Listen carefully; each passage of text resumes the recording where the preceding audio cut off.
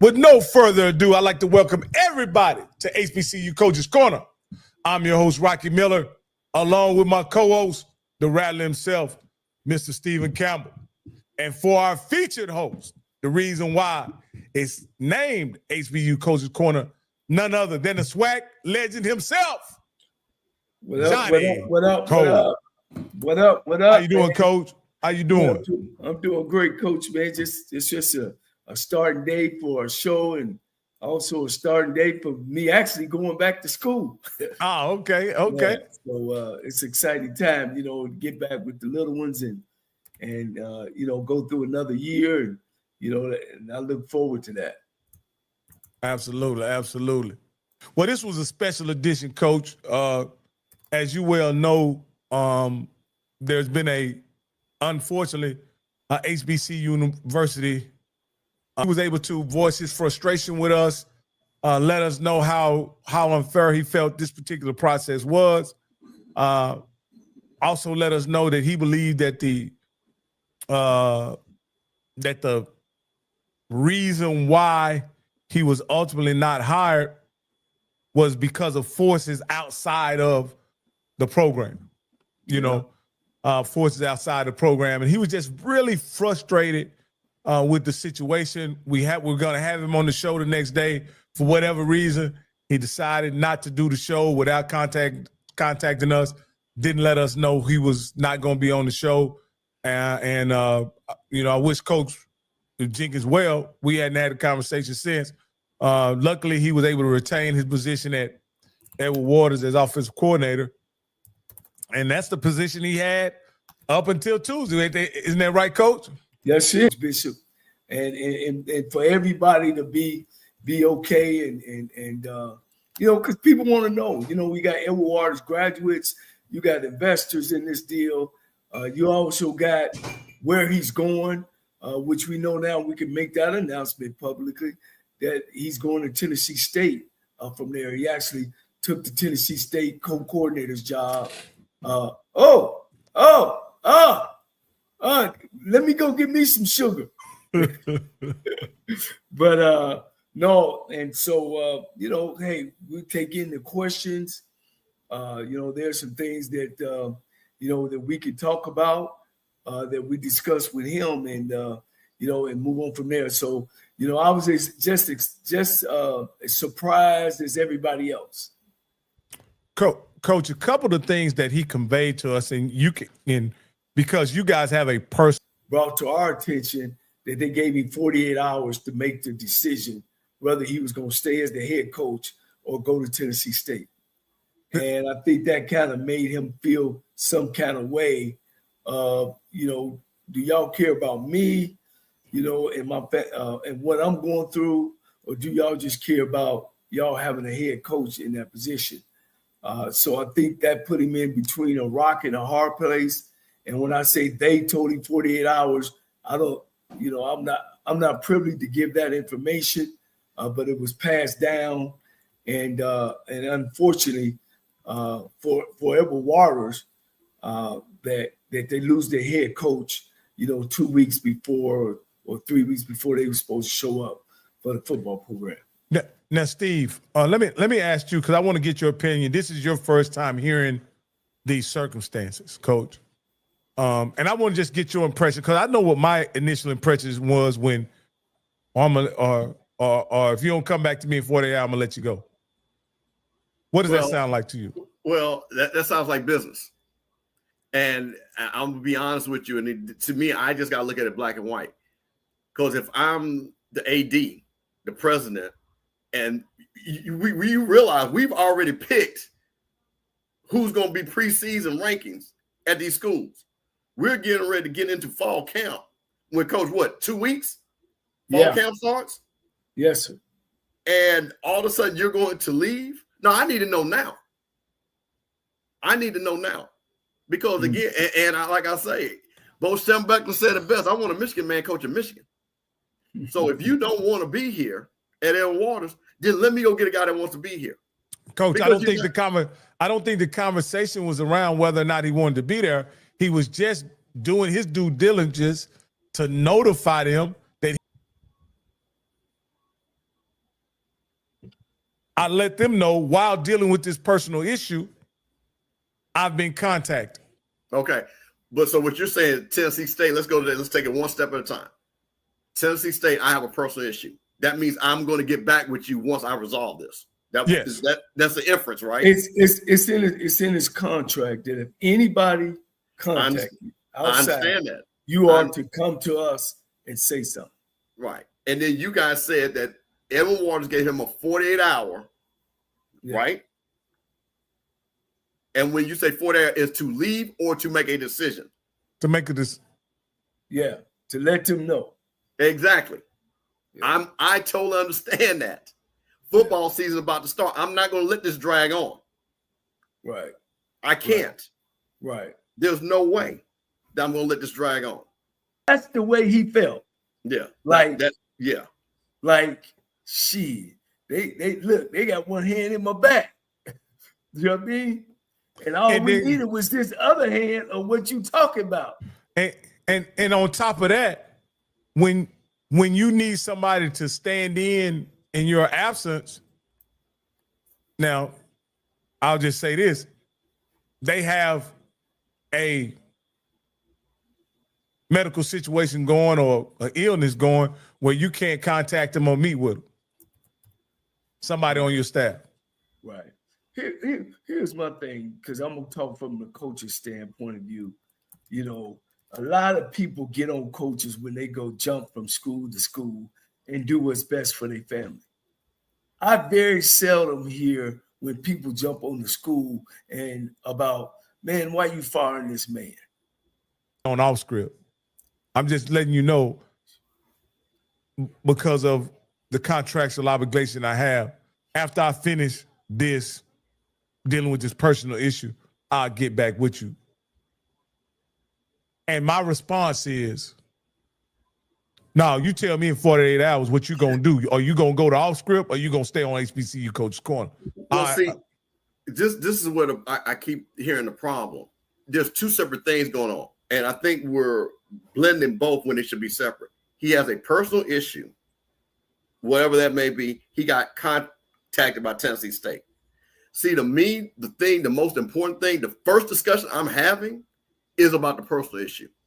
And that, hey, Rocky, my mother's sick. I'm going to need some time off. Okay, is that okay? Let me get that out the way. See, you've already given me my time off. Okay?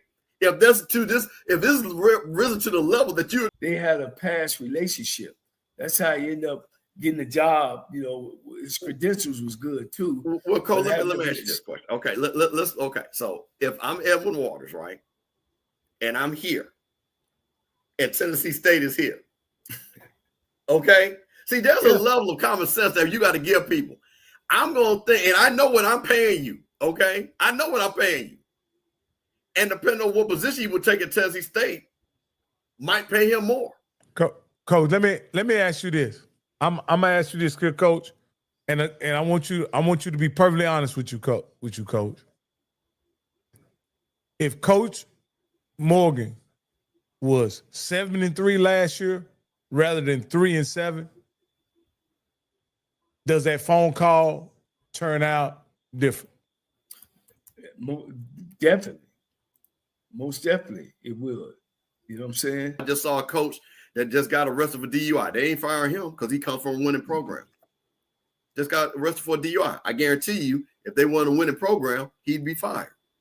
What do you call when they fire a winning coach? well, okay. Well, what do you think about that? Well, then again, it depends. Tony Dungy was a winning coach. He got fired. Yeah. Tony Dungy was a winning coach. In the pros? Yeah, in the pros. He got fired. We've seen coaches in college winning records get fired. Yeah. They want to go another direction. It's just not a common thing. I don't think that's true. A common thing in sports. It's not common for a winning coach to be let go. Well, look at again. I'm just thinking quickly. Ed Orgeron, he had won a national championship. You know, it was almost, and this like I say, I don't know the president or whoever, but it almost like he was ready to pull the trigger on a separation, and this gave him an opportunity to kind of push it in that direction. Well, you know, and my question, here's my question too, to both of you guys. Why put that in the contract if you do come back and say that, hey, somebody contact me, you know what I mean? And I know you had some validity, Bishop, when you say Tennessee State, Edward Waters, but you're also saying a head coaching job, which few far between, and he's just going to be a co-coordinator at Tennessee State. So why put that in your contract? If you're saying, if somebody contact you now, make sure you let us know. And understand that. So when you see a clause like this, that's very innocuous, right? This should never come up. This is never going to be a big deal. That's why it's a big deal. Yeah. And that's why any clause that basically, and I tell people, if there's a clause that tells you something you can't do, you better get it out of there. Or you better make sure you understand what you can't do. So that's going to be the first thing they point to. So tell me, in your professional opinion, when you see that in your client's contract, if somebody contact you, you make sure you contact us, and then we'll go from there. What is that good for your client? Is it good for the agency, or it shouldn't be there at all? Okay, let me give you a perfect example. A lot of coaches have that clause in there. That's not something that's new. But you know what happens, Coach? And you know, and see, this goes back, and I told football now. You know, everybody needs a representation, and everybody needs an agent so they can make these moves left to right. And I guess with all these young kids too, there's probably got some of that in some of their contracts. Yeah. Because I know that's the big thing now, is stopping kids from jumping from school to school to school. So they actually like paying them, or supposed to be paying them, for they won't switch schools. Hey, Rocky, this comment, because I know this is going to be upset, but I want to, you see this guy, Al, why do you think the guy that got drafted in Bengals holding out because of contract? I want to explain what happened with this. Hey, Coach, hold on, Mr. Campbell. Yeah. I want to do this because we're trying something here for a second. I want to test something. In now a minute, we're going to suspend it on the off-script channel. If you want to continue watching, please go over to the Rocky Miller channel, and we're going to continue to watch on there. Again, switch over. I'll let it go. Go ahead, Mr. Campbell. Okay, hold on one second. I want to get that comment back up about Shamar. Okay, gotcha. So wait a minute, 1 second. All right. So, all right, we good to go now? Yes, sir. Go ahead. Okay. So one of the things that this is why this is important.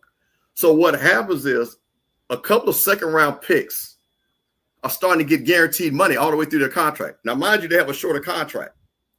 So what is happening is, and this goes back to the collusion that happened to Lamar Jackson, that they're now getting ready to probably go for a lawsuit on, and they're in silent arbitration.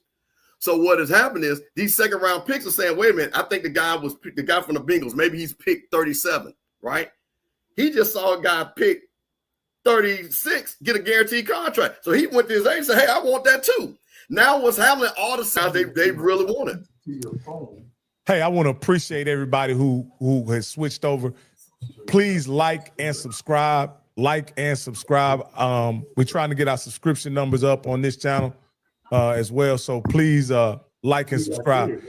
Now, I want to get back to the Edward Waters conversation for a second, Mr. Campbell. Oh yeah, absolutely. Now, no. I know it's going to tie in a little bit later. I didn't want to lose that. No. I think that was a great segue for when you're talking about contracts, right? Contract. Now, if there is a mandatory situation where the gentleman has to notify the school, correct? Shouldn't it be a gentleman's agreement that the school is not going to react to being notified? Some type of assistance. Right. So what guy in their right mind would abruptly leave a head coaching job right before the season and go be an assistant? Now, again, especially when you have a contract in place. My point is this. Now, Coach Morgan abided by the 48-hour request, but in my opinion, he didn't have to. Well, I guess the question, Coach, is would you want to lose your coach at this point in time without at least bringing him in, talking, what is it, what can we do to keep you? I understand that Tennessee State is a higher level, but you're really making a level crossing when you compare to text or caller. We don't have much of a relationship, guys. I'm gonna have to mute and take this call, guys. Hey, I have contacted Coach Morgan, so I think he's gonna be coming on. That's awesome. Yeah. But I just want to say something again. I think what's always the bottom line is, and I'm gonna say this again to everybody, the most important thing, and Rocky said gentleman's agreement. There's no such thing as a gentleman's agreement in a contract. Because that's an assumption that you hope that somebody's a gentleman. The whole purpose of the contract is you don't care if they're a gentleman or not. They can be a son of a bitch. Excuse my language. I won't use any more of that. But that's the purpose, to protect you from an SOB. That's what one of my mentors told me. You always have a contract to protect you from the SOBs, and most people are SOBs. So that's why I think it's very key. And I think for a lot of us, and again, we got a lot of people that are going out starting their businesses and things like that. Okay. So that's the reason. And I'm answering your question directly. So again, when they looked at it, it probably was not an issue. But again, I think it also goes potentially, maybe what you're talking about is the actual relationship with the school. Yeah. And you said, Coach, I had to step away, and I want to make two announcements. One, we have the phone lines open. So if you guys would like to call in and make a contribution to the show, you're welcome to do so at this point. And I didn't hear what you said about Coach Morgan. You said he had replied. Yeah. I had got in touch with him, so he's trying to be able to call in or represent himself on the show. Okay. He can call in or text. It doesn't matter. I mean, call in or video in. However, he said. Now, Coach Cole, let me throw this out here too. And I said it earlier. I guess it went over everybody's head. What about the kids? What is it? So I'm always trying to get them to feel doubt that we care about them. Hey, Coach, I'm being overrun here by some future HBCU athletes. Oh, I got you. Yeah. Give me a hand. Hey, we love the kids now. Yeah. And they grandpa is taking NIL payments right now if y'all want to go ahead and get started. Hey, because I just let you know, tomorrow's price ain't today's price. You know what I mean? That's right. Hey, right, Rocky, Rocky, according to you, let me tell you this, according to what you told me, he better make sure he keeps performing and being a good grandson, because that might go down according to some of the things you telling me is coming down the pipe. Oh yeah. And Coach, because I think the kids always get left with the mess. You know what I'm saying? Because the thing that will hurt you the most is the worst case scenario, not the best case scenario. What happened to the humane part of people, man? Well, you can't call a man in and sit him down and say, "Man, we love you here. We is it something that I can make you a little comfortable? Is everything okay at home?" Just to show some passionate that, I know you're going through some things. What happened to that? You know what I'm saying? Well, I think that's why we have two separate conversations we're having. See, that's what I'm saying. That's why I've always said the first thing I would address is the personal first and the business second. I would have made sure they are totally separated. Hey, guys, we have a couple callers whenever y'all want to. Let's do it. Take caller with the last 48572. You're live on HBCU Coaches Corner. What's your name and where you calling from? What's going on? Appreciate it. Well, Coach, let me ask you a question, because he makes a point. But I want to flip it for another side as far as moving up, because I saw something that I think Willie Simmons did a interview about why he had to leave FAMU based off of resume building. So has he coached on the FCS level before as a coordinator? No. Okay. So let me ask you a question. Based off of something I saw Willie said one of the reasons why he had to leave FAMU is he needed, based off of what was told to him from several of his mentors, he needed that Power 4 coaching experience on his resume. Does that work the same way as you're moving up to try to get FCS, to get an FCS job? Where, you know what, they look and say, you're down here in Waters, but we really like to see you coach on the FCS level and then make it easy for us to get you to be an FCS coach. Does that work the same way on this level, potentially? Yeah. I mean, anytime that you make a strive of your success, it's all about who it seems like it's and I understand the politics of everything, don't get me wrong, but it seems more like, once your honeymoon is over, and you hadn't, I guess, produced maybe, or you hadn't, made the strides that I want you to strive, or I don't like you, then it's you pushed out the door. Now, this is something I would add to add just more context. In 4 years,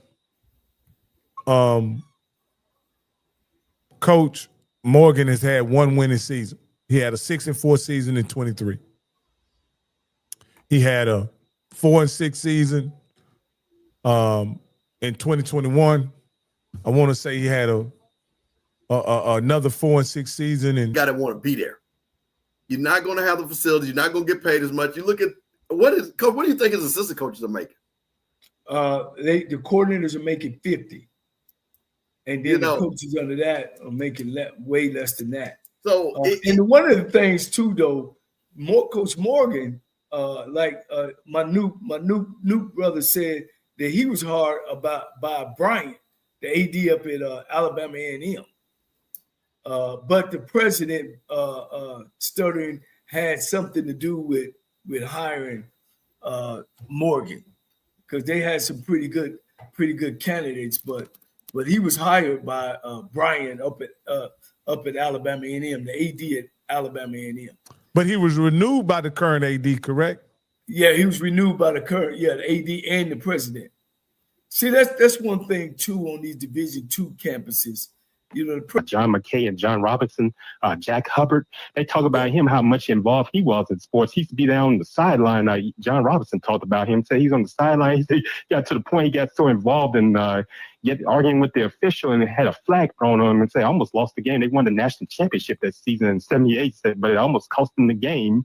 And but I know Dr. Faison, he see him on the sideline. You look at these things, you thinking things are going great, but you never know what's going on behind closed doors. I didn't go too far into that, but I just think about what's going on now, even on the high school. What's happened with Teddy Bridgewater. His football season's around the corner, and he's placed on suspension. You just don't know what's going on. Oh yeah, hey, I want to thank you, Chuck, for calling in, man. Yeah. I appreciate it. We'll all right. We'll go conversing with you all. All right, thank you. Appreciate it. Chuck bring up a couple things. He bring up the time too.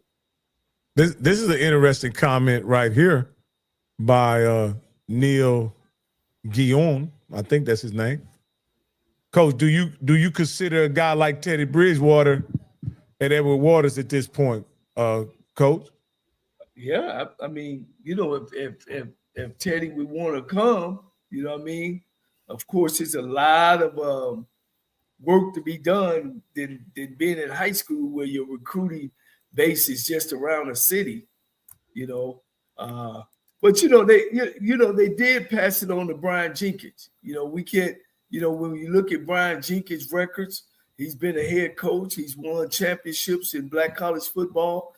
He's been around, so I guess that played a role into it too. Probably Bishop is saying, look, we got a guy that really has more experience than the head guy, who has won more than the head guy, who has coached up on the BS3 Network, changing the way you watch TV.